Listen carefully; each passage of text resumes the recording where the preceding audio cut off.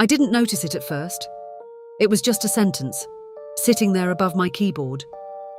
You know how phones suggest words, right? Predictive text, nothing unusual. But this felt different. I hadn't typed anything, not even a letter.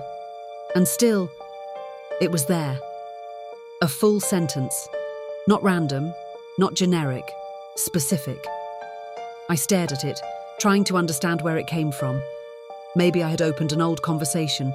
Maybe it was based on something I wrote earlier.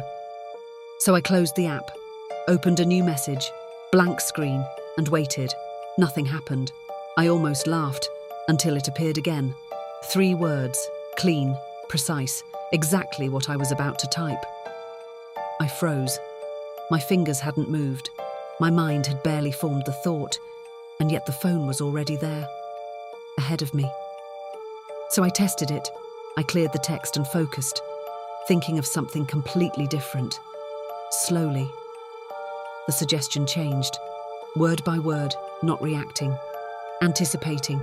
It wasn't finishing my sentences, it was starting them. I tried to ignore it after that, blame it on coincidence, pattern recognition, algorithms. That's what we always do, right? We explain things until they feel safe again. But the next day, something changed. I woke up to a notification, a reply, from someone I hadn't spoken to in months. Confused, I opened the chat, and there it was. A message sent from my account. Short, casual, exactly how I talk. But I didn't write it. I read it again and again. There was no hesitation in it, no typo, no correction, just certainty, like it knew exactly what needed to be said. My chest tightened. I checked the timestamp. 2:17 a.m. I was asleep. At least, I think I was. I went through the rest of my phone. No unknown logins, no alerts, no sign that anything was wrong. Everything looked normal. Too normal. That's when it hit me. Whatever sent that message, I didn't break in. It was already there. And somehow it knew me well enough to sound exactly like me. That's when I started checking everything. Not just messages, my location, my history, my activity. At first, nothing seemed wrong, until I zoomed out. The map showed movement, routes, stops, patterns, places I recognized, and places I didn't. One location kept appearing, over and over again, a place I had never been. I stared at it, trying to force a memory that wasn't there. Nothing came back, so I tapped it, and my stomach dropped. There were photos taken from my phone, angles I didn't remember, moments I never lived. But they were real. Time, date, coordinates, everything aligned, except me. Because I wasn't there. I couldn't have been there. And yet, something was.